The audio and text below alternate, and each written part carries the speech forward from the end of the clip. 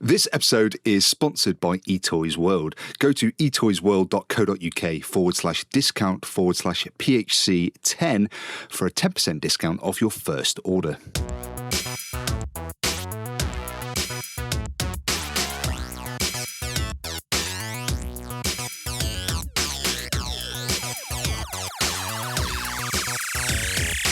Hello, ladies and gentlemen, and welcome to the Polyhedron Collider Cast, episode 188. I'm Steve Tudor. Hi, I'm Andy Lewis. I'm Sid Gill. And I'm Rory Summers. What on earth is this on our show notes? Well, I think we should all bow to our new AI overlords. We've had a message off Humble Vampire Badger. I understand that's not their real name, but they ended up... I know, Chris, Humble Vampire Badger. By the power vested in me...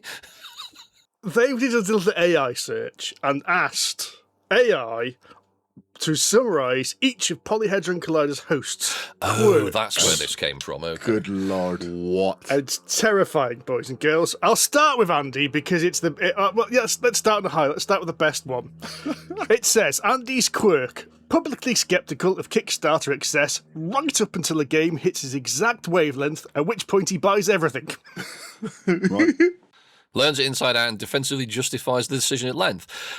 I mean, I'd say it's 80% accurate. Fucking bullshit. It's 80%. You think that's 80% right? I do. I'm not sceptical of Kickstarter excess at all.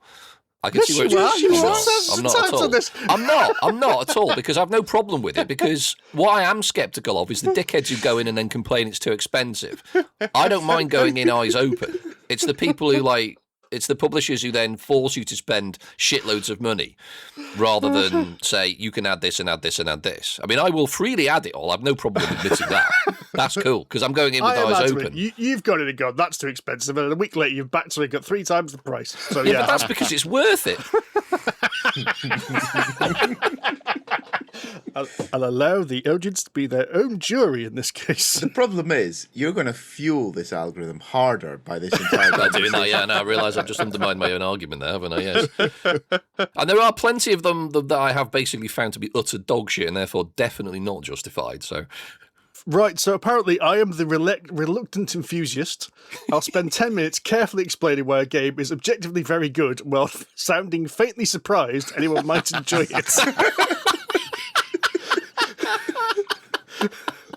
When I explain I love a game, it comes out as a measured risk assessment rather than excitement. That's actually, knowing you, Steve, that's very accurate, because you are self-confessed risk-averse. Yes. I mean, that's an damning indictment of yourself there, mate. It's really quite good. None of us are going to come out well in this, are we? No. Rory is the vibes advocate. He will happily champion a game because it felt great on the night, even if he can see its flaws, and will fully admit that enthusiasm may not survive repeated plays. The one-line summary, Rory backs the fun. Backs the fun. I'm like a Springer Spaniel. I just get excited about everything.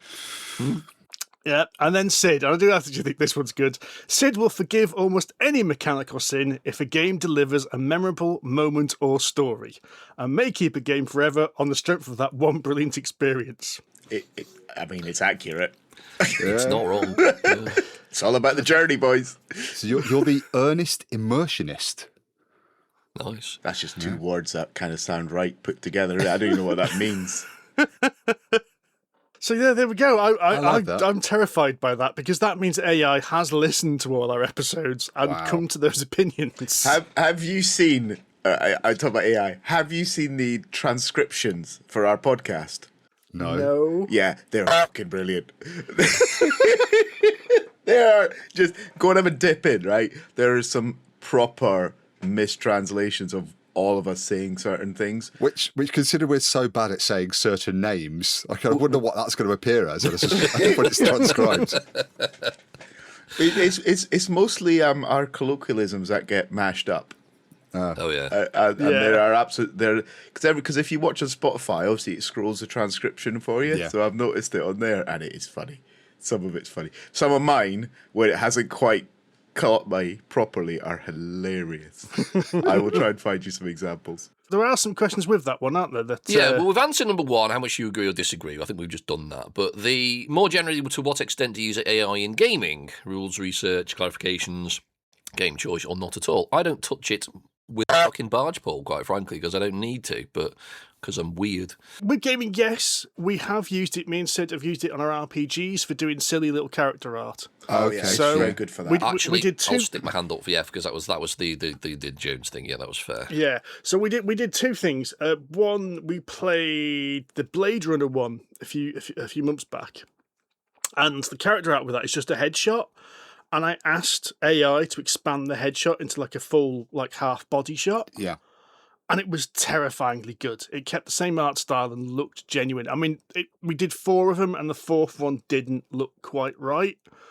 But the rest of them were really good. And then we were playing Outgunned Adventures, and we just made it make silly, 1930s pulp images of all our characters. And they were good. I mean, you could tell they were AI. There was some AI-ness about them, but for silliness, they were really quite good. But other than that, no, I don't use AI for anything. I use AI quite a lot for my job. Yeah, well, in the terms of the sort of marketing, the promotion, and the vids and stuff. Oh no, for that, yes. So I use it for all the videos we do. So I don't sit there and type in all the subtitles from the clips. AI, those are all AI generated. Oh, that's good. That's exonerated you for some particularly dodgy spelling at times. Yeah, I do that. But then for my actual day job, I use AI quite a lot because, well, I just do. I use it as a tool. I use it rather than sitting and writing a piece of SQL code. I'll describe what I need and it'll do it for me, and then I'll tidy it up and get it to do what I really want. But I use it as a time saver. It's a powerful screwdriver. See, powerful screwdriver. But it still needs somebody. It still needs somebody at the other end to use it properly. That's an interesting analogy. You hit a screwdriver with a hammer. It's a bit inappropriate, but it'll kind of get the job done. And you can do the same with AI, but you've got to know. But it leaves a mess. Yeah. Well, yeah. You need to know when to use it. True. We've noticed around in Bewdley, actually, because we're a tourist town, to put it bluntly, there's a lot of pubs in the area, and I think this is fairly universal now, who are starting to promote, project posters and stuff to promote the pub, and you can tell a mile away that it's all AI art, and it's starting to become quite pervasive. Oh, that's everywhere at the moment. It Any is. kind of fete or event or anything, it's all AI posters, and It's they all horrible. look bloody awful, don't they? Yeah, they're really bad. Well then, gents, let's go from AI to AE. Wow. Have you been practicing, Tudor? No, that just came to me just then. I thought that... That's because it's early morning, not after work. We're recording this on a Sunday morning rather than a Tuesday night because of the temperature. So Steve's brain's obviously working at this point. Full of coffee, yeah. He sprayed some Start You Bastard in his carburetor. That's what he's done. So we're going to talk about Andromeda's Edge, which is our review game from our show sponsor, eToys World. So there is a code in the show notes. Go to it, get yourself 10% off your first order. I know you've been doing it because we've had some feedback. So go get yourself a new game because you need more games, of course. You're not tripping over them in the hallway. Open the cupboard and they all fall out. I got in trouble. What's this doing here? I was trying to move it. Yeah. Got to that point now. So Andromeda's Edge is kind of a remake of Dwellings of Eldervale, but I don't think any of us have played the previous version of this game. But it's a sci-fi theme. I have. I've got Dwellings of Eldervale. Have you? I've played it several times. Oh, there we go then. I didn't realise that. I have it. I've got the ridiculous deluxe version coming back to the AI Of course you do. conversation. Yeah. Of course I have, yeah. It's I really liked Dwellings, actually. It's a very clever game, but we'll get to it when we start playing and talking about Andromedas. But it comes with the big monsters, but you can put them on bases that make noises. Each base makes a different noise for I each remember monster. hearing about It's those. Yeah. totally ridiculous, utterly vestigial, but it's amazing. So when you move the monster around the board, it roars. It's great. It is unnecessarily good. I do have to agree with him on this because I've played it with Andy, and it's unnecessarily funny. And they're all different. They're not just like generic roars. Some of them are quite, like there's an ice monster or a dragon or whatever, and they all make sort of appropriate noises. It's very good. And it does it when you pick up the piece and you push it back down on the board. So it's like when it stomps itself down, it makes a kind of roary noise. It's cool. Oh, wow. Well, anyway, this is a remake of this game, almost like a sequel, you should say, because it takes it from a fantasy setting and into a sci-fi setting. So you have a series of planets which you can explore and grab stuff, and let's get to cut to the chase. This is the most Euro of Euro games in the way because you are going up tracks. Yep. Yeah, oh, There are yes. 5 tracks in the game, and this is your primary aim. You want to get up these tracks, get stuff. Now, what you're going to be doing is, it's a clever worker placement scheme in disguise, because what you're doing is launching ships. And there's rules about how you can launch ships, like the first ship has to launch to an empty planet, and from then on you use that as like a kind of a base, which you can launch further ships in later turns. And the range they can launch depends on the type of ship, because you have a potential of 4 different types of ships you can use. What you're really doing here is you're visiting planets, grabbing the moons which have resources, and then you're using those resources to buy upgrades. Now, they could be other ships, but the main upgrades are things that go onto the left side of your board with these little squares, which represent 4 different kinds of technology, and whenever you buy one of these upgrades, you will go up that respective track. I'll keep most of the rest of the game to a correct minimum here, because I think, actually, rules like, I don't think there's much to this game. But Agreed. The interesting thing is that the game scores at certain points in the game. After a certain amount of certain actions have been taken, an event will trigger. That event will score one of those tracks. And there are ways to manipulate what event it is that gets picked, so you can try and manipulate it so that your thing gets done. After a certain point, the game ends. You have another turn. You tot up all the points. You also can do some other things. You can build structures onto planets. But the real thing about this game, so far, I've just basically described a generic worker placement game. What sets it apart is at any point you have more than one ship, including the baddie ships. Going back to the monsters from Dwellings, you have baddies that invade and will come attack you. You have to do combat. And it's a very simple combat system. You just grab a bunch of dice depending on the ships you have. You have a target number, which again is based on the ships you have, which means you can re-roll anything at or below that number. And then it's highest dice roll wins. So I think you said risk combat. It's a bit like Risk, and it's exactly the same combat system as Dwellings of Eldervale. So basically, you roll a shitload of dice. If you both rolled a 6, you then check the next die. If both rolled a 6, you then check the next die. If the next one's a 5, and the next one's a 4, the 5 beats the 4, and that's it, basically. Yeah. More dice is definitely better, but it's not a guarantee. And this combat's quick, which it needs to be because it happens often. And I mean often. Because in order to get those upgrades to go up the tracks, there's only 2 spaces on the entire board you can go to. One for 2 upgrades, one for the other 2 upgrades. You also, if you win a fight, you go up the middle track, which is the combat track. Another thing which is worth mentioning, there's asymmetric powers, so everyone has like a clan type system which gives you some special abilities and makes you go up tracks. We'll come to that later, because that's a point of contention which we will no doubt discuss in length. But, and I think this is the thing that characterises this game more than anything else, in my opinion, it's a long game. We only played 3 players, and we played a few times, and basically we were looking at 2.5 hours on average per game. Yeah. And it's not because the decisions are hard or anyone sat there with AP. It just takes a long time. Yes. Even with the quick combat, it takes... Even with the quick combat, and I should point out that you do have the options in the rule to play a short, medium, or long game. And when we played, we've only ever played with the short game. However, in the last game we played, me and Rory jumped between the short and long medium game marker anyway, which ended the game. So there's not actually a huge difference between short, medium, and long. No. But it is a long game. You were in for the duration on this. Thoughts, gentlemen? I liked it. Although, weirdly, I didn't walk away loving it. Do you know what? That's my exact same thoughts. Yeah. It's good, but it's not great. Yeah. I prefer Dwellings. I think Dwellings does it better. Okay. Andromeda's Edge felt a bit flabby compared to Dwellings. I don't know, there's just something about Dwellings that was a little bit tighter. Though my memory of Dwellings is starting to fade because it's been quite a while since I last played it. I remember Dwellings being a bit more obvious. I mean, it's a very similar sort of idea. I think the unique thing about both of these games is that you have to sacrifice your workers in order to create buildings. It's the same sort of idea in Dwellings. So you put a worker on the map, it does its thing where you put it, and then you can then choose to create a building from that worker. So in Andromeda's Edge, you stick a little standee down on top of the worker. In Dwellings, you basically put a house on top of the worker, so it looks like a building. So it just sits there, and it gives you benefits like in Andromeda's Edge. So they're both basically the same thing, as you say, Steve. They're obviously kind of it's a pseudo sequel. I don't know. There's just something about Andromeda's Edge that felt a bit unnecessary. I'm struggling to put my finger on what it is.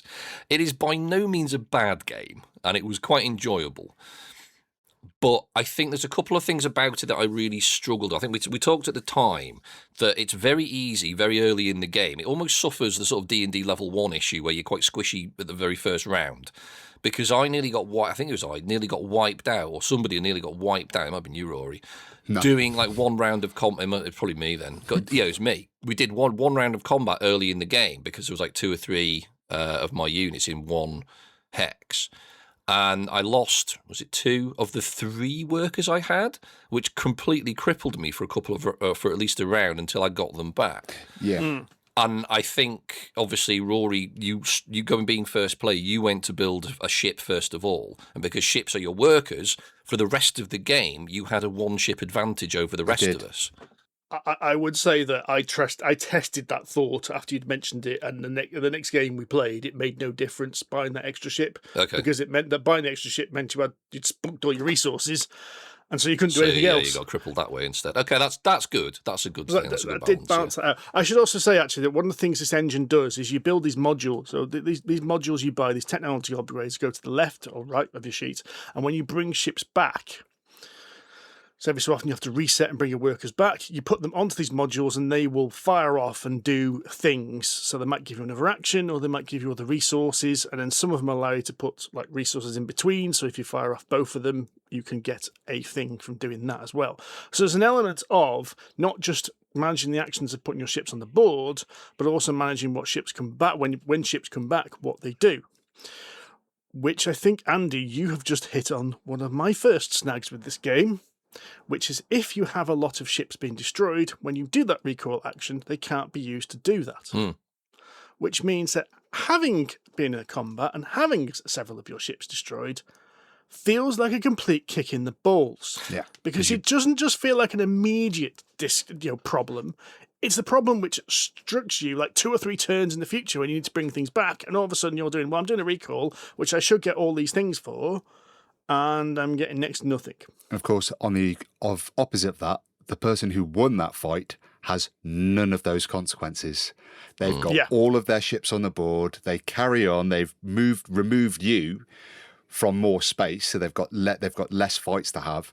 And then when they return back to their board, they can do everything because they've got all 6 workers or whatever. And they go up the middle track, which gets some benefits later on as well. Yeah. So I really clicked with this game. Oh shit! Jesus right. Christ! For reference, when we played this game, Steve and I came within about 5 points of each other. Rory almost doubled our score. It was a thrashing. I would say that wasn't a one-off either, Andy. No, that was consistent. Yeah. And so this game really clicked with me, and I tried different strategies every time I played it because I didn't want to get pigeonholed into just buying that one ship and having that extra action. So I like this game a lot. I really like how, as a worker placement game, as a Euro worker placement game, this sci-fi combat thrown into the mix really mixes things up. It changes how you have to approach that board, how you have to approach that game and that strategy. You have to be prepared for those losses. You've got to take a chance on a fight, and you've got to be ready to lose it. And you've got to be able to pivot as well to come back off that.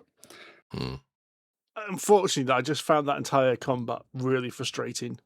That I go into a fight, and sometimes just an unlucky dice roll means I lose everything, and it's just like, oh, that's just set me back like 3 turns. And that was the problem. It was like, and then you were trying to avoid fights. And this is the thing about this game: you can't avoid fights because there's basically you have to go to one of these 2 worker placement spaces that allow you to upgrade. Means that those 2 spaces are really commonly used. There's always going to be someone nearby or on that. And the amount of times you just kind of thought, well, I'm going to.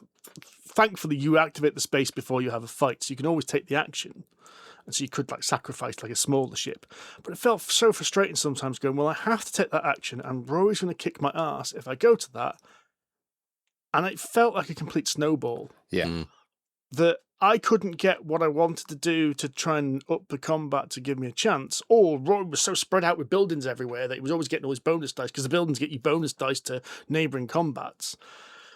Just like, and that was my exact feeling. That kind of that noise I just made was the noise of this game. It was frustrating.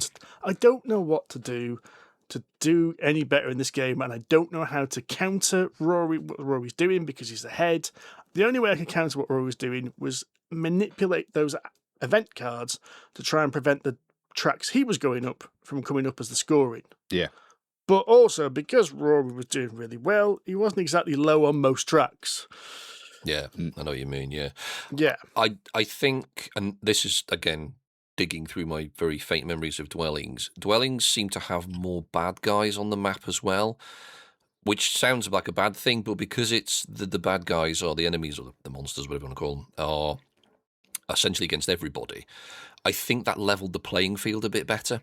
It made it difficult for everybody rather than... There was still a bit of PvP, but it wasn't quite as punishing as it is in Andromeda. I can't remember exactly what the mechanism was when you lost, but I don't remember getting resources using workers. I think that's one of the big differences between the two. Correct me if I'm wrong, somebody, if they're listening and they've got both of these, but I don't remember... When your ships come back, I don't remember you using your workers to get things. So you didn't get that extra level of punishment in Dwellings as you do in Andromeda. Or you lack that level of punishment, I should say. I am going to be very negative, I think, on this game, even though I did like it. As I said, I liked it, but it's not great. I also thought this playtime was ridiculous for what the game was. Yeah, I would agree with that. I didn't feel like the game earned the playtime. Agreed. I don't know where that playtime came from either, because it would come around to my turn and I'd be like, I'm just going to go to this planet, I'll get that moon. Your turn, Andy. Yeah. And you would do, I'm going to go to this planet and get this. We did the exact same thing. It's like, well, how has the game taken 2 hours? And then we do combat. I'll roll 5 dice, you'll roll 5 dice. I win combat. You would go off to the scrapyard. I don't know where all that time came from. And it's really I think weird. that's the problem with it. It was just going through the same loop over and over again. You got some more into your little unit, these little modules, which means that when you did a worker retrieval, you could do more powerful things or more choice or more things when you retrieved, when you had more ships. But at the end of the day, the game was the same set of actions over and over again. And I suppose even when you're exploring more space and adding new planets and the new bad guys come out, it didn't really change your options very much. It didn't really add new decisions, did it? It was just, there's another blue planet. Okay. It just meant because of the way the resources work, which is grabbing the moons, it means there was always some resources available to go grab. Yeah, it didn't really change anything. It didn't change the story that the game was telling. It's weird. There's a game we're going to talk about next week, and halfway through playing this game, next episode, halfway through playing Andromeda's Edge, halfway through playing this new game, I suddenly went, that's a problem with Andromeda's Edge. Because this game we're going to talk about took about 45 minutes to an hour and packed in more decision and more game in that amount of time than Andromeda's Edge did in 2.5 hours. And I think that was the problem. Andromeda's Edge it is just one simple decision after another stretched out. With really simple combat, which stretches out, yeah. And it never feels that you're building to anything either. It doesn't feel like a crescendo. The game ends when someone's score passes a certain point. There's not like, an event deck runs out or resources run out. Or someone's built a monument or something like that. You can see how far, So you're building up to it. It's just, you keep the same loop until someone's got a score. That's it. And I was quite high up on like the red and blue track, and it's just like, I just needed event deck. And we all knew if a red or a blue event comes out, Rory's going to win the game. And it's like, well, I could go and stack that deck, but really, what's the point? What's the point? It's going to cost me an action to go to and manipulate this deck to not put a red or a blue, but I'm just delaying the inevitable. It's going to happen soon. But shall we talk about the asymmetric powers and how much you guys hated the asymmetric powers I always ended up with? We can, yes, Rory. Now, you said you have asymmetric powers, and I will say there are something ridiculous like 12, 15 asymmetric powers, which means I can imagine balancing this over so many games is near impossible. And then you've got the ships as well, haven't you? You've got a random assortment of different ships. Oh, God, random sort of ships. So what happens is your ship upgrades, you get one upgrade depending on your which asynchronous group you've got, your faction, but then the other ship upgrades are completely random. So the 4 ship upgrades you get will be different to everyone else and different every game because they're and we didn't realise that on that first game, did we? We all thought, all our fighters get this upgrade. Well, why is yours doing that? Because that's what it says. I remember that as well. Hang on, Rory. What the f*** are you doing? Mine can only do this. Well, mine can do this, and this. Hang on a minute. Yes.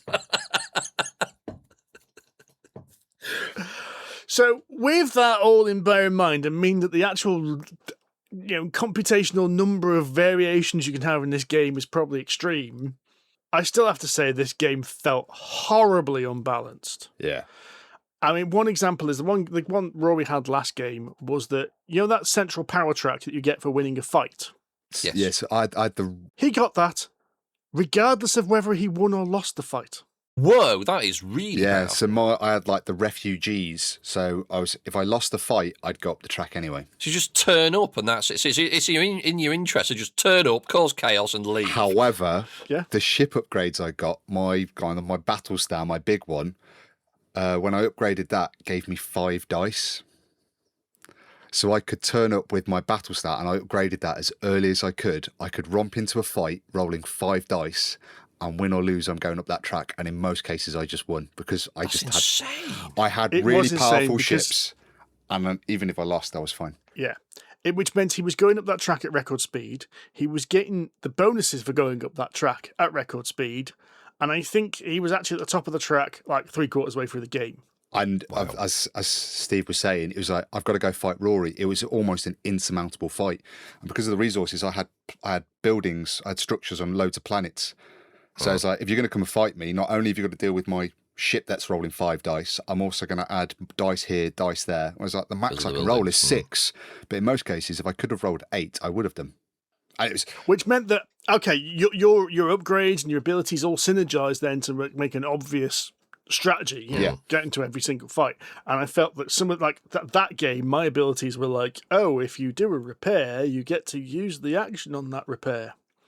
Well, I never picked up a damage module or freaking game. Yeah, no, I think mine was similar. Basically, if I built a ship, I could deploy it to the bit where ships go when they're broken, the repair bit, rather than put it on the board. And I was like, why would I do that? Because the only benefit I get is I can do one extra thing when I pull it back to my little module bit. And I thought, well, I'll do that anyway when I pull the thing back from using it on the board. So all I'm doing is undercutting the number of things I can actually do with the thing I've just built. So that didn't make any sense to me. Now, every time we've played it, I've been, I suppose, fortunate that the asymmetric powers in the ships have really kind of formed a strategy for me and have been incredibly powerful. And you guys have just not been able to compete against what I've been able to, just by pure look of the draw, what I've had. Which, I'll come back to it. If this was an hour-long game, I don't think I'd feel as annoyed. But in a 2.5-hour-long game, it's a beautifully produced game. There's some issues with the rule book, which I won't go into too much detail, like a rule appears to be completely missing. But it actually looks lovely if a bit noisy. I mean, we played the standard version. The standard version has got like some really nice ship models. I mean, all your baddie ships are on standees, but that's fine because you don't need miniatures for that. But yeah, I said good game, but in my opinion, not a great game. And to hark back to what the AI said, I thought this is a really good game that gave a really good experience because I was really lucky at just being able to kick ass. Like, it's one of those, it's like, we talk about sand every now and then. When I score just that much better than everybody else, it's like, of course I'm going to walk away from the table going, I enjoyed that. Yeah. Because I just crushed everybody. I mean, there is an alternative explanation that Steve and I are just shit at it. And it didn't click with us. Let's just ignore that. Yeah. I mean, That is a possibility. I'm not saying it's the answer, but it's an answer. No. So I enjoyed this, and I would gladly play it again now that I know that I need to put aside an entire evening to play it. So, that was Andromeda's Edge. Should we tickle your taste buds with a game which is significantly shorter playtime? Yes. Let's go to the opposite end of the spectrum. Complete opposite side of the playground, this one, with Bunny Kingdom Town. A little two-player only remake of Bunny Kingdom. Really quite straightforward, this. You have a market of buildings to build on a little 5x5 grid, and then you put them into little towns, and you score points based on what buildings you have. I think it's 5 different types of buildings. You score points based on a number of different types of buildings in your town, a number of stars, and then loads of buildings have special abilities that allow you to gain extra resources or take extra cards. The main thing that this has, which comes from the original Bunny Kingdom, is the scoring cards. So these are the gold carrot cards, which give you points at the end of the game for doing certain things, like having the biggest single town, like having the most individual towns, building in all four corners, or like points for any resources left in the game. And these get distributed as you play the game. So you will get them. You'll get choices to play them and abilities, and yes, you'll get points. Now, we talked about this on our UK Games Expo preview content because my wife absolutely loves Bunny Kingdom, and I was told under no uncertain terms that I'm to return home with this game. I can happily say that I've played it with my wife, and she loves it. Good. I'm glad. Mission accomplished. We should probably leave the review there, shouldn't we, boys? This game... No. I would like to know more. This game is a two-player game that features rabbits. Next, we're going to talk about... It's like your objective review. This very much feels like Starship Troopers. I still want to know more. I find this game a little bit flat. I enjoy Bunny Kingdom. I find it really aggressive. I think it's really fun how you've got to, with the drafting of the cards, because it has the same thing that you get plots to where you're going to be, and it's going to be a random assortment, and sometimes they're more expensive depending on where they are in the market. So you don't always have the choice of where you're going to build your houses. It's first come, first serve for best choices. I just don't feel like I've got a lot of agency in this game. I don't feel like I always have a lot of choice, because you need wood to build, to buy the bonus tiles, and it's like if the tiles don't come out, the cards don't come out that allow me to get wood, then I can't do those. Or if I start building the other side of the forest and then they come out, it's just like I just feel like there aren't a lot of interesting choices to be made in this. There isn't a lot of push and pull, and that's what you really want in a two-player game. You want that tug of war aspect. I want it to feel like I'm losing, to come back and winning. This game just feels like it's going.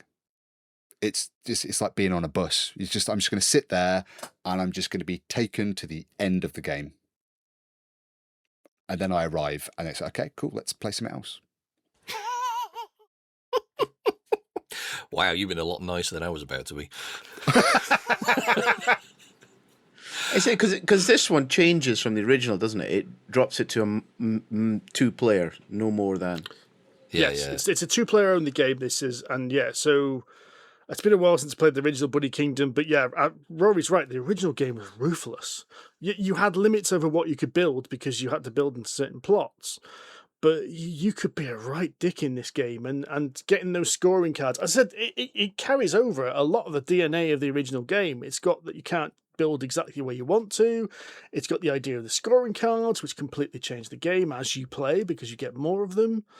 But you can try and block your opponent, but I tend to find that you are very as Rory said, you were very limited because you have to spend money depending on which plot you want to buy. So you tended to find that you could maybe block your opponent once, and then the rest of the game you're building, which in the free spot rather than going into expensive slots. Because what Bunny Kingdom does is you've got a draft of cards. So I've got a hand of cards, and I've got my objective, my carrot cards in there, and my plots. And I know where I want to build, and I know which cards I don't want to give Steve. And that's an interesting choice because that's a draft, and that's the draft choice. Do you hate draft? Do you just put? But that whole aspect of that whole decision space is gone from this game. You've got a market. You go up. There's 5 plots, 5 buildings. I'm just going to pick the best one, or I'm going to pick the one I can afford to do. Because money is really tight in this. It's just it felt like I'm like Steve said, I'm just going to get the cheapest plot because that's all I can afford to do. I'm just going to get that building because that one will fit into that location neatly. Okay. So given that the original game played 2-player, the 2-player version was so that was going to be my question. So is this the original Bunny Kingdom was better at higher player counts because you needed people to get in your way and stop you. You needed that interaction of people like really getting up into each other's grill because it was an area control game, really. So you needed someone to break up that area control. So it did work really well at 4-player. So this game is an attempt at fixing the 2-player shit version. Yeah. In the same way that Seven Wonders Duel fixes the 2-player shit version of Seven Wonders. Lies. Yeah. What? Which bit? Which bit fixes anything? Seven Wonders works perfectly well at 2 players. No. Oh no, Seven Wonders. Sorry, I thought you were talking about. Sorry, my brain went to the previous mentioned. Yeah. Ignore me. I'm not here. Nothing to see here. I found this to be an incredibly frustrating game. Really, I mean, partly for the reasons you've said, Rory, but also I found, I mean, this is kind of the similar problem I have with things like Far Away and to a lesser extent Earth, is the fact that choosing your objectives, you have no agency at all over how that game is going to play out. I picked a bunch of objectives that I thought, well, they're going to be reasonable. Like, I think one of them was like, you can make sure a neighbourhood goes across the board, for example. Seems reasonable in principle. I can get one. But the problem with it is, because the locations are totally random, and you've got no agency over where they come out, I've just chosen an objective that, in the games we played, was completely impossible. No matter how hard I tried, I couldn't do it because the locations didn't come out to permit that objective. Whereas Laura played, and all the ones she chose, you know, she was able to do them. It still took a bit of work for her, to be fair. I'm not trying to trivialise her achievement, but it was, her achievements were all possible just because of the way the game played out. Mine weren't, and I have no agency, and I find that very, very frustrating. And on top of that, the ones I did choose were worth less points than the ones she chose. So it wasn't even a level playing field. I worked out during our game that we kept it up with each other when you score the neighbourhood, so we're about even there. So I wasn't playing terribly.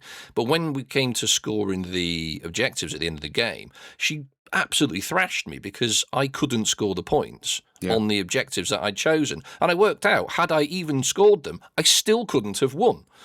Because, and it's the same problem you have in Wingspan as well. You know, I remember you saying a little while ago, Steve, I think Amanda pointed out that a few of the objectives in Wingspan are worth arbitrarily more than some of the others.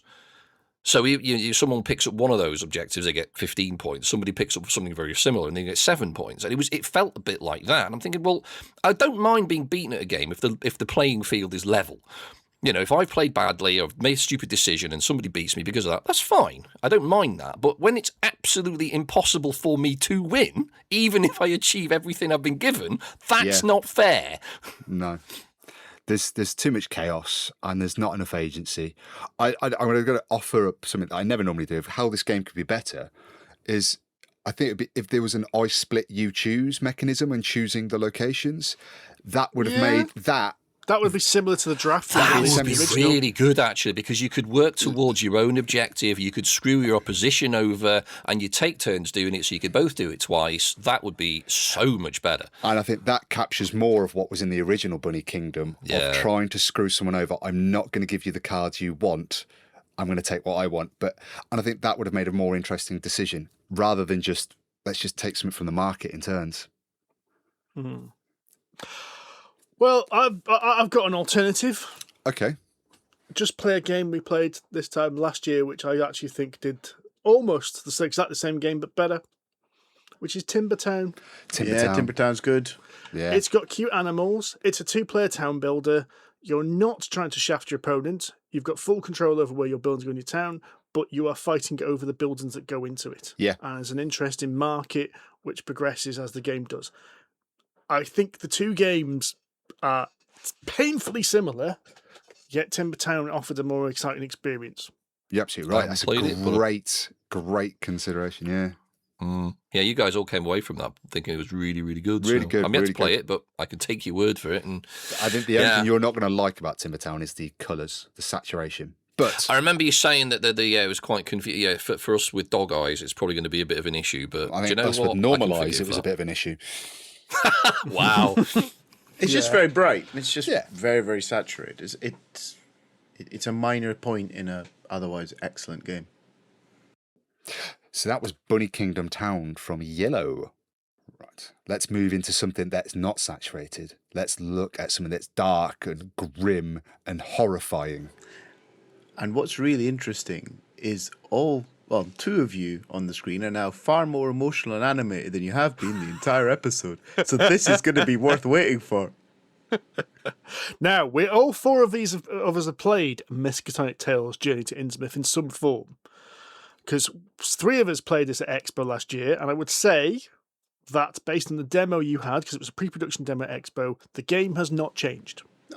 A couple of things have changed. Sticky jugs aren't in there. Sticky jugs are no longer. Sticky jugs have been reworded. Yes, that's disappointing. Big Knob's not making an appearance yet. But you played about 3/4 of the first scenario.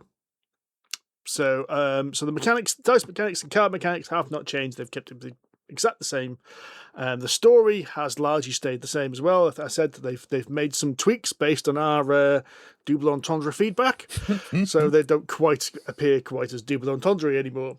But this is a story-based choose-your-own-adventure style game with 3 different scenarios in it, which kind of link. The link between the second and third is clear, and the link between the first and second. And once I choose your own adventure, it is very much a case. You have a map which gets pulled out, which is rooms and buildings come out, and you have tokens you can move, but the map is almost superfluous because a lot of the story is about reading the text and saying, would you like to look at the chest of drawers? Would you like to look at the maps on the desk? Or would you like to look at the rug on the floor? And then you will go to that page. You may have a skill test to do, and the story advances. There's a really cool mechanic in which case you have a set of cards in front of you which represent your actions and your skills. I think there's 5 skills in the game. I think that sounds right. So each card allows you to basically get a success in that skill, but also has 2 secondary skills which allow you to add a dice to a skill test. And players can throw in cards. So if I'm doing a test and another player's in the same room as me, they can throw in cards to help that test. So you've got this interesting option as well in large play counts. Do you split up to cover more ground, but knowing that you're going to be a bit hampered when you do the tests, or do you stick together and be a bit more focused? Which is an interesting decision. And I do believe it's an important decision. Oh, yes. What's also really cool is when you run out of cards, you do a reset, and it's up to you when you do a reset. So what can happen is one player can be out of cards, and everyone else has still got cards and can do things, but they will sit in the corner and do nothing. But once you run out of cards, or when you want, you reset, and the time advances, and most times the time advancing will advance the plot of the story as well, in more drastic ways than others. One of them was actually really drastic on the 3rd scenario, which really screwed us up and took us complete by surprise, which is good because you want surprises in this game. Absolutely do. So, if you are familiar with Call of Cthulhu, this is the most typical of Call of Cthulhu scenarios. It starts off with you looking for is it booze? Rum runners. Yeah, rum runners, isn't it? Yeah. Booze. Yeah, getting some. You're raiding a wharf, which you think they've hidden some booze in because you're in the middle of what's the name of the freaking period in American period in American history? Prohibition. Middle of Prohibition. So you're looking for booze, but of course it's Call of Cthulhu. You come across some scaly gentleman who worship some kind of weird god, and you get embroiled in that. Really cool story. No surprises really if you're into Call of Cthulhu. In fact, the second scenario is a remake of The Lightless Beacon. Oh! Which 3 of us on this podcast have played as the RPG, and it is exactly the same story. There's nothing wrong with that. Was an anniversary release. Was it? As I recall, it was a specially made scenario. I forget what it was for now. Yeah. But it's a free scenario. It's a free scenario, and it's a flipping good one. It's a flipping good, and it works really well in this kind of choose your own adventure because, as I said, the story advances when time advances, so you know you're being hunted by something, but you don't know what, and you've got to decide what to do and when. Yeah, that kind of background ticking clock that's kind of, I think it's almost synonymous with pretty much every Lovecraftian game now, because it happens really well in Mansions of Madness, it happens really well in Arkham Horror, so that, something is growing in the background, that sort of unseen terror, and it really puts the pressure on the players. It's a really great feeling, because you think, shit, we've got to get a move on here. We can't take a rest, but we kind of need to. Shit, what do we do? And it's that lovely, horrible decision-making that really makes the game. And I do think as well, this does really well at like signposting these, foreboding messages from these things. You can work out what's going to happen based on these little things that do happen over time. So like, oh, is that something we need to worry about right now or not? I think it handles it probably possibly the best, because the one out of Mansions of Madness can sometimes feel like there's an invisible clock in the background, whereas this feels like there's definite something happening, which is pretty cool. It felt, you could feel the pressure of trying to. It became a bit like when do you take a rest in D&D kind of feeling. You want to take one because you're tanked. You've got hardly anything left. But if you take that rest, you're going to advance that counter. Something shit's going to happen. It's always shit. And so you think, no, I push on a bit harder. So you push on a bit harder, and then you open the wrong cupboard, and you all die, and you go back to the start, and you play again. I love it. I love that feeling of impending doom. Yeah, and this is better because it's story-based. It's better than the kind of like Arkham Horror, thing where you draw a random card and something random nasty happens. Yeah. This is a story-based thing happens, which progresses the story and ramps up this feeling of dread and this pressure onto you as and well. It's a narratively correct thing, which I think is the important thing. It never feels like it's random. But that also brings on an interesting part, because you guys have played the 3 scenarios now, haven't you? We've played the whole thing, the entire box set, yeah. And as I recall, that gives you about 30 or 40% completion of the game. So at the end of everything, okay. We'll put a pin in that and come back to it. No. Let's address this elephant in the room right now. You get a score after the end of each scenario. So you come to the end of a scenario and it gives you a score, which is a percentage. It's like an exploration percent, which tells you how well you did. Now, interesting, you can go above 100% on it because you can find bonus stuff, which is not needed. That's purely theoretical. Yeah, purely theoretical. I'll start with a high note. I think we scored 85 on the second scenario. Scenario 2, we took very seriously. We treated it like an investigation. We took the clues. We took the story that happened. I think we should do this because X, Y, and Z. We should go here because of this, that, and the other. And we treated it like that, and we scored really well in Mission 2. Mission 1 and 3, however, I think we scored. Mission 1 was 43%. Mission 2 was 85%. Mission 3 was 12%. Wow. We did actually fail Mission. We did fail Mission 3. Yeah, it's not hard to fail a Cthulhu game. No, and actually, this is a really interesting thing. The combat in this game is, I think, really good. Really good. So what it does is a baddie comes out and it gives you a card, and you've got 2 choices. You can either try and fight them head on, or you can try and outmaneuver them. And to fight them head on, you basically need a weapon. You can pick up weapons as you go: guns, knives, magical daggers, all kinds of weird stuff. Or you can try and outmaneuver them, which is so you've usually got a choice of 2 different skills. But combat is never a single round. There's often another card that comes up, which will then advance based on how you did in the first one, what you chose in the first one. Sorry, not how you did. But what's really interesting is the game fails forward. So fail forward is a common thing in some RPGs, whereby no matter what you roll, the story will advance. So you will always defeat the baddie, but you might die in the process, if that makes sense, or you might take damage in the process. Which means that combat is not the thing that stops you. I mean, it did on the end. We lost the final fight, basically. All our characters died. But it does mean you don't have to worry too much about the combat, ending the game most of the time. It's really cool. But yeah, we did terrible. We did really badly in that last one. Well, all that says is that you've got another 98% playability. No, 88% there's playability a lot we can left. go back. I think give it a little bit of time so we've forgotten the major beats. But as Steve said, because he's followed like some of the RPGs and some of the actual stories, I remember when we were playing the third game, some of the characters being mentioned, Steve knew from having read Lovecraft. They were completely new to me. Steve was like, I know who this is. I know what they did. I suppose you could metagame a little bit. Let's give it a little while. You mean they've brought Tandoori Singh back in? And we can replay it. New characters, play it with 3 or 4 players instead, because we played it just at 2. The characters you take have new keywords, which open new opportunities for you. They have new equipment, which will open new opportunities for you. Whether you split up, whether you stick together, we can have a completely new experience of this game all over again.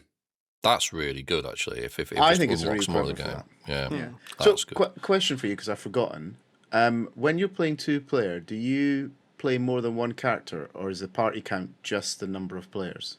So we each take a character as a main character, but essentially use the reverse of one of the other players as a sidekick. So they're not represented on the board, and you have some tokens for them, and they can contribute one of their skills or an action. And they are just considered to be omnipresent. So if Steve and I did split up, he could say both sidekicks are with him, so they could pull into his actions if he wanted to. And then the monsters scale, don't they? So depending on No, so it's always 4 characters. Right. Okay. It's just that it has a different mechanic for uncontrolled characters, which is this like abilities that can add into here. So it is unlike we talked about Warcrow a few weeks back, which should have told you right from the start always play with 4. This is like, no, you have to play with 4, but if you only got 2 players, you don't 2-hand it. Instead, you use this like easy version, simple version, which gives you access to loads of skills and bonuses and such and keywords, which is cool. Because every character has they might be particularly strong, or they might be particularly good in some of the 5 key areas, and obviously your deck represents that. A sidekick character, you just have an instant success in this one, and this one. So you only have one. So you always know what they have, and they always contribute that, but they will never contribute wisdom because they're not a very wise character. Cool. It's really, really stripped back, but it makes it just easy to you've got those 4 characters. You've still got that contribution. Now, it's not without its flaws. And they're annoying flaws in a way. Number 1, you can play this game with pre-recorded audio. I wouldn't advise it. It's not very good. It's actually, we end up reading. Secondly, it does mean there's a lot of reading to do. And one of the really minor things that started to wind me up when we were about to start, it didn't wind me up at first, but when we got to the third one, you go to a page and it would describe a room. So, okay, we go into the study. You go to page 243, you read the description of the study. Now, put the tile on for room 5. So you put the tile on for room 5, you flip to 5, and it gives you that exact same description if you travel into the study at the top of page 5. And from a simple efficiency point of view, it was like, what was the point? Why didn't it just take me straight to 5? Because you could have got there a different way. That's why. I know, but 9 times out of 10, that description was exactly the same. Yeah. And I go. And that description would have been the same had we got there. If we'd got to the study by going down the hall, or gone to the study by going through the lounge, both the hall and the lounge would have described the study walking into it anyway. If that makes sense. It just felt very inefficient and was getting frustrating towards the end. There are also, the rule book's not great, but most of the rules as you play are not an issue. It's actually fairly light rule-wise. The problem is, and this got worse as the game progressed, which makes me think that the earlier games got play-tested more, scenarios. The third scenario especially, there were several misprints in it. And the odd misprint you can kind of excuse, but the problem is a narrative game when the narrative doesn't make any sense. Like, there was an example of, like, we were hiding in a tunnel, and all of a sudden the last 2 sentences of the description, everything, 3/4 of the page made absolutely perfect sense. Then the last 2 sentences were like, oh, and then you chained down the manhole. Hey? Well, that's got nothing to do with anything we're doing right now. So after a bit of discussion and head scratching, we just hand waved it and was like, we'll just ignore those 2 sentences. And just we just assume that that's a misprint. The other one was, again, on the third scenario, it had the little thing that if a player dies during this fight, go to this page. And one of our characters did. So we went to that page. And it made absolutely no sense. It couldn't have been anything to do. And we looked through the combats, and it was the same page it went to for every single combat. So whether you died in the very first combat or whether you died in the last combat, you always jump to the same part of the story. And it's just like, it doesn't make sense. Which was a description about twisting something or other. And it was completely out of context to any of the combats. And I don't know which is the misprint, whether it's the number in the book or the number on the cards. But having a flick through, I couldn't work out an equivalent place of where we should have gone. Which was like, was there something important to happen if someone died? And if so, we've been sent to the wrong place. We don't know. So it was a bit frustrating that especially because we played 2 scenarios where we had some minor issues, but they were really minor. But these problems seemed to be worse the further we got into the game, which was really frustrating. Really frustrating. But I think the more frustrating is that for me, episode 1 was brilliant. Episode 2 was even better. Episode 3 started so strong. Like, it was really good, really good. And if you want to play this, we're not going to ruin any surprises. There was a surprise very early on in part 3, and Steve and I were both like, "What?" Like almost just screaming at the board, "What?" And then it just kind of fell off quite dramatically, which makes. Unfortunately, as well, the end of the third scenario was extremely similar to the end of the first scenario. And I mean extremely similar to the point where I was like, we've done this. Why are we doing this all again? Mm. And it was annoying because, as you said, 1 to 2 built up, getting better and better. And then the third one built up and then just deflated like an old balloon. It had the misprints. It felt like we were doing exactly the same as we did in the first scenario. It was just a bit of a letdown, which is a shame because the rest of that experience was really, really good. The only other thing I'd say is a slight problem, which I kind of alluded to earlier, is there are several places in all the scenarios where you can end the game. Mm. And it doesn't tell you early enough that this is a game-ending option. So I'll try and provide an example that doesn't... you find a secret passageway. I'm going to explore a secret passageway. You explore the secret passageway, you make the test, you go to the end of it, and it goes, "You've escaped." That ends the scenario. I didn't want to end the scenario. I was exploring the secret passageway. Do we just can we backtrack the last 15 minutes of play? What cards did I have? And I don't want that to be the end. I feel like I've been tricked. Yeah, we did the old "I've kept my finger in the book" and go back. Yeah. Because it was like, if we'd have known that end of the scenario, we wouldn't have taken that option. But it was a secret door. We're going to explore a secret door. And if you follow the rules as written, you've escaped and ended the scenario. It needed something to say, if you carry on, this is going to make you leave. If you want to go back, take this option. Yeah, it's like video games do that. Like, you get a point of no return just because you're being curious and exploring. And it says, no, you'll fall off a cliff and you can't get back up again. It's like, fuck you, player. But that's rubbish. I'm just trying to explore the game. And there was a few of them spread throughout the game, which was worth knowing about so that later on you could use them. It just needed another line in there to say, you do realise that if you carry on... Or it needs a way that through the narrative it becomes obvious that this is an exit. You're going down this secret passageway and you can hear the sea, and you can feel a gentle sea breeze. You go, that might be if I'm paying attention, that's an exit. Exactly. Yeah, and that's what it needs. It's the only problem is these came at the end of the entire experience. Yeah. These issues. If these issues had come in the middle or spread out, I would have forgiven them a lot more. It just we finished that third scenario and went, oh, that's a bit of a letdown. That's a shame. But we'd enjoyed everything up to that point, and as we said, that twist in the third one was absolutely brilliant. It just petered off a little bit towards the end. Yeah, like most TV programs, really. Yeah, but that's all fixable by fixing the mistakes. It sounds like what you've got there is administration things that have taken the feeling out. Yeah. The fundamental core structure and rules of the game work really, really well. Yeah. It's just the story that they've sort of bolted on in that particular instance. But the good thing is now, because they've got this system, all they need to do now is just release new scenarios, turn the handle, and off you go, and they can be slightly more refined each time. It is suggested that another 3 scenario box will be coming out. Nice. And we shall be buying it. Yeah, because despite what we've said, I really enjoyed this game, and when Steve and I were packing it up, trying to get my words out. We were talking about we could get you guys over for a game's day, and we could play all 3 scenarios back to back in a day, and that'd be, and for what this game costs, it's £50. There's a lot of story in there. There's a lot of game in there. There's a lot of fun to be had for £50 for 4 of us for a whole day.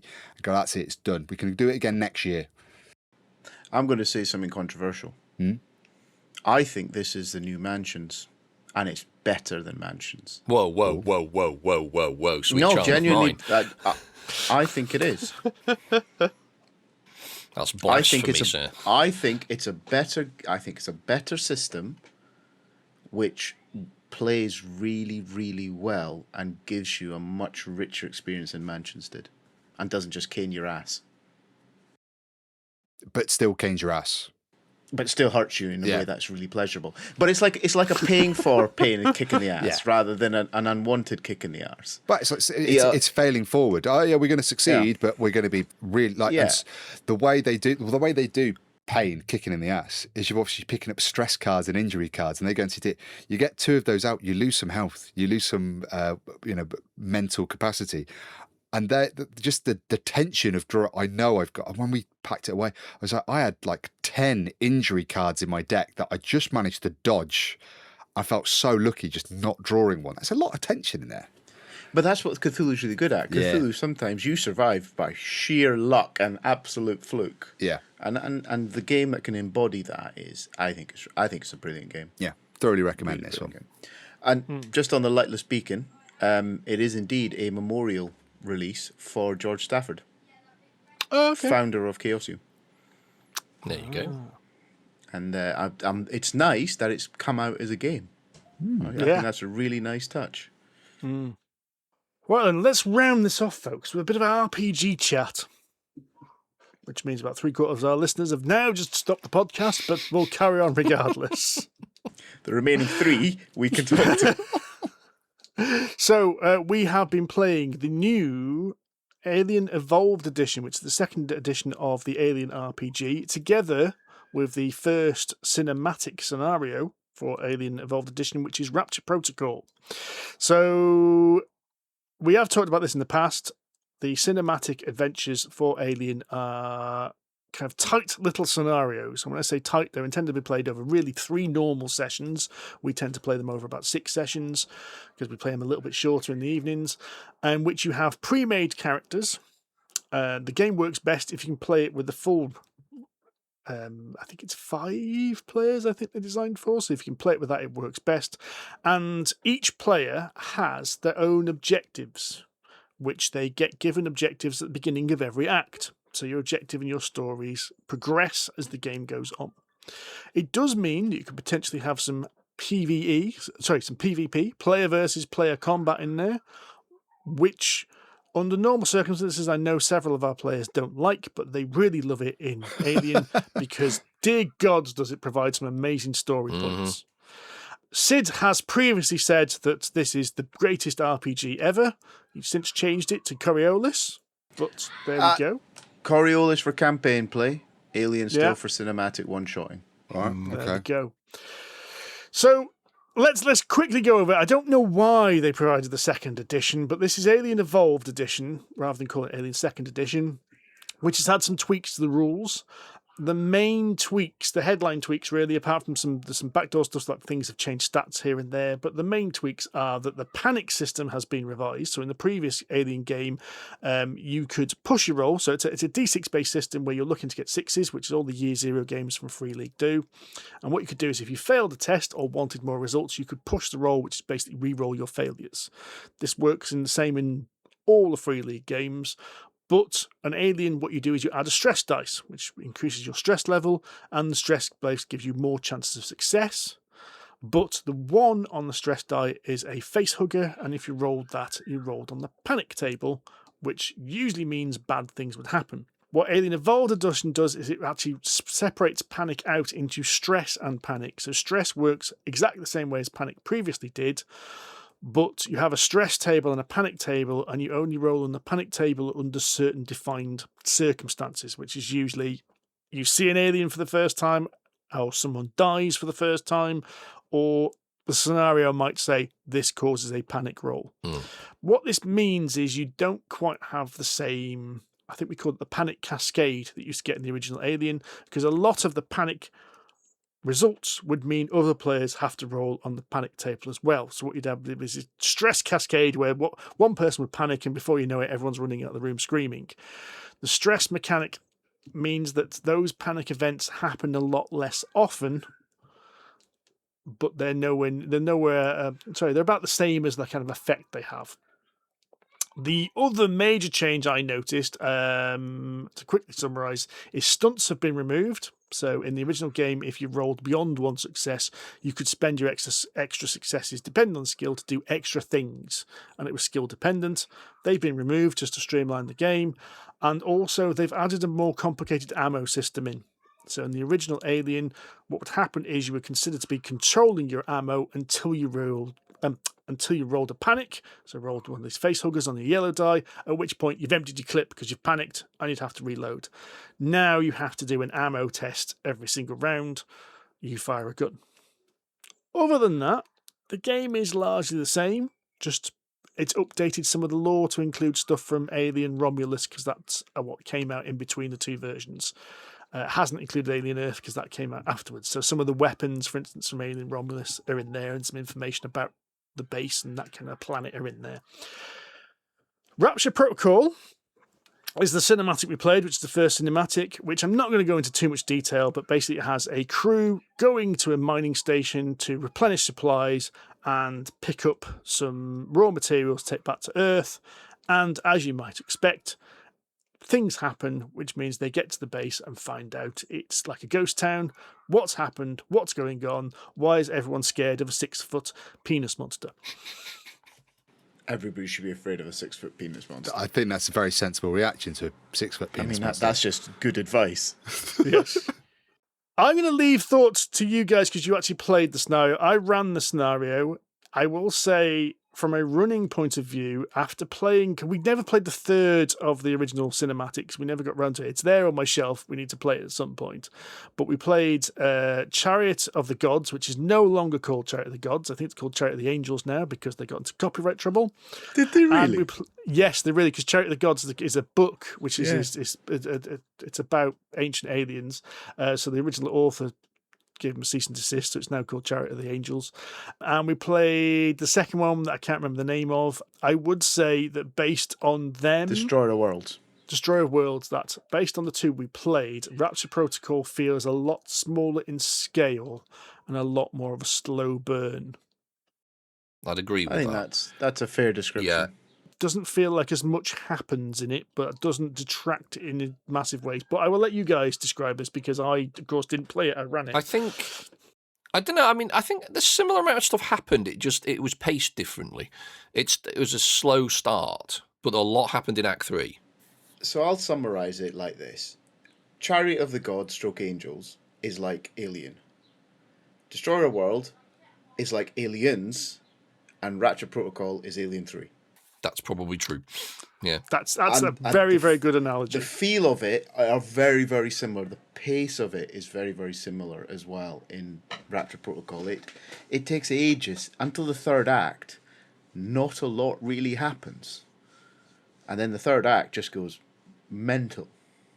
So it was kind of a non-linear increase. I would say that one of the great things about these is your experience with this scenario will change because of the player choices. Yeah.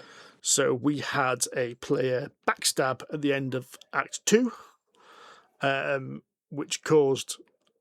Basically, the game ended for us almost at Act 2, because when we started Act 3, half the players were dead, and then we had NPCs to bring in, but the story didn't resolve enough to bring those characters in properly. So our Act 3 was quite short. Mm-hmm. But yes, your experience will vary massively depending on what your players choose to do. I want to cut to the chase here. I think Rapture Protocol as a scenario is actually quite good. I think it's a nice, fun scenario. It does everything an Alien scenario should do. It gives you the right feelings. It made you mistrust your fellow players, as it should do.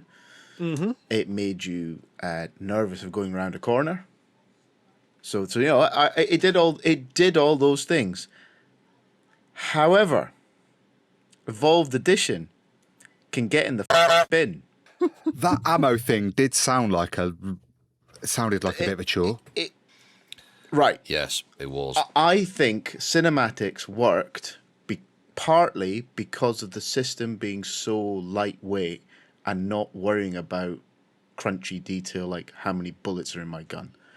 The whole point of cinematics was they played out narratively like a film, and your bullets ran at the pace of plot. You had armor when you needed armor because That you sounds had like a really to good be way in to the film. describe it. Yeah. Bullet counting is a strategic, tactical thing that does not matter in a film. No, I agree. Right. It just got in the way, basically. Yeah. Yeah, it's exactly the problem.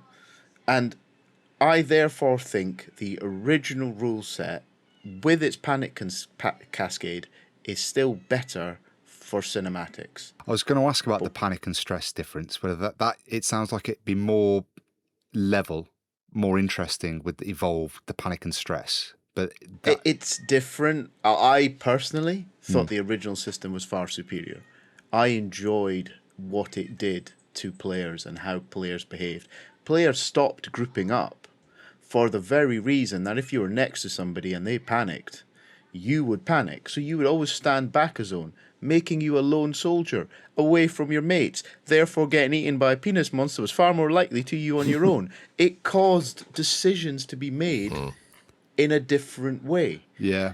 The new system, it just bogged down and it broke for us. I mean, one of our team just got stuck in this, I can't do anything because no matter what I do, I'm going to end up at this highest number on the stress table, panic table, which is... Stress table, which means that I lose my turn and take another dice. So it just felt like he was getting punched in the face constantly and just unable to recover. And the only way for him to get back in the game was to literally go, I'm going to step out for an act because I cannot operate functionally with this character. And I don't know. I didn't like it. I didn't like the new system. I don't think it fixed enough.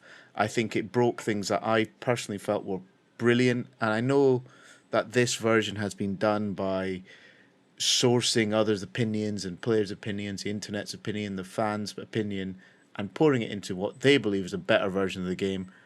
It's not a better version of the game. It's a less good version of the game. My only caveat on it is I think it might be better for campaign play. Yeah, we did say when we played that we think that the original rules definitely were better for cinematic. And then these rules will probably be better for campaign play. Because in campaign play, counting your ammo kind of makes more sense. Because if you're on an extended campaign, you want to preserve your ammo. You want to make sure that you're going to go the distance, or at least go as long as you can without needing to root around a load of boxes. In cinematics, I mean, hell, even in Aliens, the film, how many times did you see them count their ammo or anything like that? No, they just shot shit. That's what it was about. The only time it mattered is when they had guns in the corridors and it was a ticking clock. Exactly. Because that's what the plot required for that time of the film to happen. Exactly. And it was perfect. I don't know. I'm hopeful that is how it'll play out, that this will be a better system for campaigns. Because I do believe that the original system, when it came to stress and things like that, wasn't the best for campaign play. Because you didn't have the same escalations. And so, in fact, it's almost the opposite problem. When you played the original system in a campaign game, you rarely got stressed enough for it to matter. Actually, for it to matter. Whereas in the new system, you got too stressed too quickly and broke the game. And I think it just needs to be kind of... Can I ask a quick question on that? So, Rapture Protocol as a scenario, could you play Rapture Protocol with the original edition of the rules? We thought exactly the same question, Rory, and I think, yes, you probably can. And I think we'd like to, but obviously we've played it now, so we can't. Okay, cool. That's good. Yeah, the stats of everything is the same, and if you've got character stats are the same, and if you've got either rule book, you can just I haven't checked, but if there's a difference between the rules of the xenomorph and different versions, you can just use the version that you're playing. Yeah. Okay. There was nothing I thought. The only thing is, like, Rapture Protocol had a couple of bits of equipment which are in the second edition only, so you would have to kind of fudge the rules for that new stuff. But they were. I don't think they were a major issue. Okay. I think you could happily play this in the previous version. And interestingly, they've just announced the second cinematic. Yeah. which is a Colonial Marine cinematic, and I gotta admit, I want to play it because I love the Alien cinematics, and I think if we do play it, we're going to play it with the original rules. I think we got to do a chat. I think we need to try Rapture Protocol again in original rules, because otherwise it's not a fair test. Because if we just dive into, because the new one's called Leading Edge, I think, Operation Leading Edge or something. Yeah. If we just dive straight into that and go, oh, we're playing the new system, I think that's an unfair cut of the cloth here. Problem is, we know what's going to happen now, though, so we can't really give it a fair whack of the stick, because we know kind of where everything is and what's going to happen. Unless I join you. You need different players. Yeah. You couldn't, like, you and I couldn't do it, but you or I could sit in the seat and run it for 4 different players and see how it played out with a different set of rules. Or Steve could run it again for 4 different players, and we could sit on the edge and not react to things that we do know about. So we could do it. But I think it's an interesting problem, because I think we talked around it after one of our games. It's why did this version come out? And it isn't obvious why it came out unless there was some external factor that we don't understand. They didn't need to be a revised rule set, in my opinion. They were not broken. There are more broken Free League games than this one. This is one of the few that fixed some of the problems of other Year Zero games. And the tidying up on this is so small, really, if we're honest with it. Yeah. It's such minor changes that it just feels out of place. It feels like it came out because Disney decided Romulus was coming out and a new book was needed. Or it's that kind of completely external commercial market force that made this come out. I think Rapture Protocol could have come out and it would have been more than enough, and it would have made more of a splash under the old system. But I'm willing to try it out. I want to test our theory. Yeah, definitely.